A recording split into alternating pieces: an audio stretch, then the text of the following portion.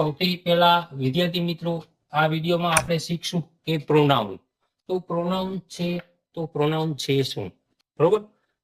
મતલબ પ્રોનાઉન છે શું એ જોશું આમાં.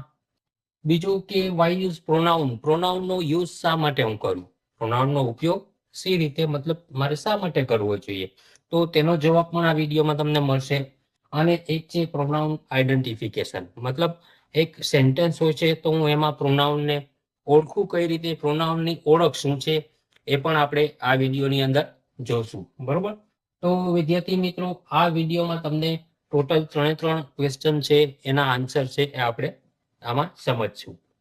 તો સૌથી પહેલા તો સમજીએ તો પ્રોનાઉન. તો pro means pro plus noun, એના ઉપરથી પ્રોનાઉન બન્યું છે. પ્રો એટલે એક પ્લેસ અને નાઉન મીન્સ નાઉન, બરોબર?